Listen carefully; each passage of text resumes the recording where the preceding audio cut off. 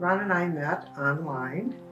We both joined one of the popular online dating websites. He just went outside of the box and just seemed like a delightful person. Ron Carlson met Lucy Walsh online in 2003, 2 years after his type 2 diabetes diagnosis. They dated for 8 years and then married in 2011. Like many Americans with diabetes, Ron took medication, including insulin, in hopes of getting his A1C score, a measure of average blood sugar over 3 months, below 7%. That's the aggressive treatment goal that drug makers, public health officials, and medical professionals have promoted for years, fueled by drug industry campaigns. Ron's scrupulous drug regimen had brought his A1C down to 7.5%, but at an alarming cost. He suffered multiple episodes of hypoglycemia before his death. Hypoglycemia, or extremely low blood sugar, is a medical emergency characterized by confusion, dizziness, and loss of coordination. Within a few years of that, he started having episodes of hypoglycemia. The scariest episode, personally for me, with his low blood sugars was he was driving. I all of a sudden noticed that we are driving much faster than we should be and really close to the car in front of us. And I looked at him and I could see just on his face, because I grew to be able to tell before he'd even knew that he was low. Untreated, hypoglycemia can quickly lead to coma and death, and it's almost always a side effect of diabetes treatment.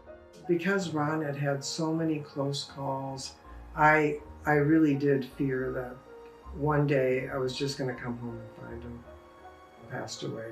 Because I had just personally had to call 911. I mean, he was incapacitated. I did confront him and say, Ron, do you want to die?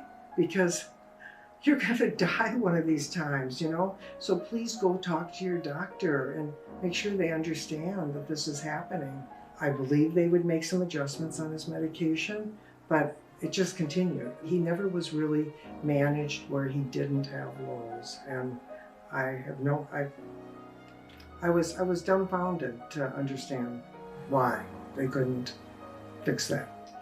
Carlson's doctor told Reuters that Ron experienced extreme highs and lows with his blood sugar, and he was dependent on insulin injections, similar to a type 1 diabetes patient.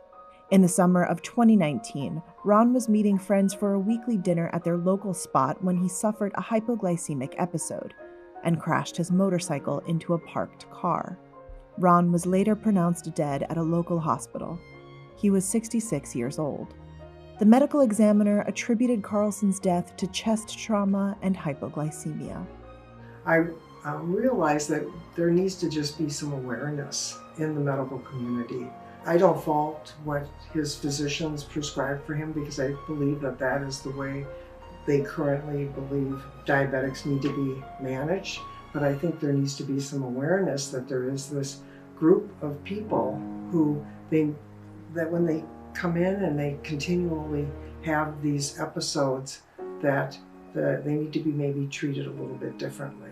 The treatment parameters need to be changed.